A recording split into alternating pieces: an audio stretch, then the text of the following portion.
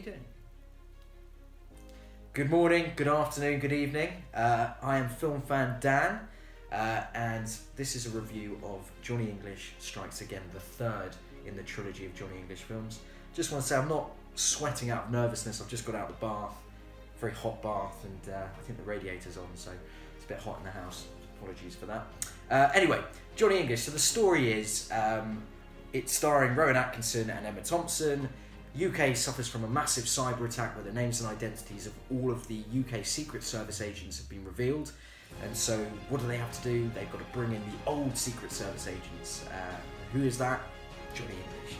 So we find Johnny English teaching kids at some boarding school, and he's brought back into the Secret Service lifestyle to once again save the day. And the gag is that it's a cyber attack, but Johnny English is very much an analog man in the digital world.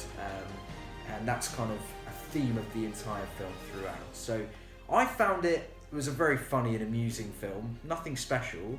One thing I noticed is that every single one of the jokes and the gags in the film was sort of, you were led to prepare for them. You knew they were coming. So just as an example of that, at one point we see Johnny English holding a test tube containing red knockout pills and green energy pills.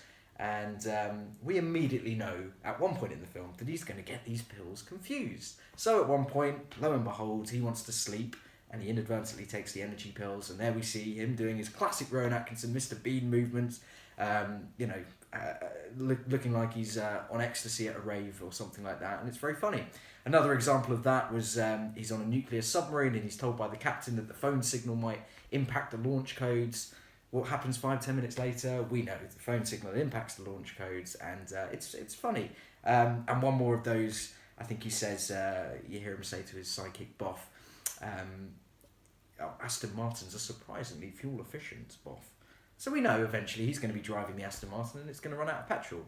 Lo and behold, that does indeed happen. So very predictable film, but if you like that sort of thing, then I think you're going to enjoy it. I saw this film with my wife and her parents. It was about an hour and a half, and I would say we had a good giggle at least sort of 6 or 7 times throughout the film, and that for me is a good sign.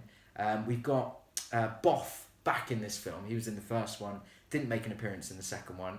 Boff is Johnny English's sidekick who does all of the right things while Johnny English gets everything wrong, and it was good to see him back, and I think that made a big difference for the film.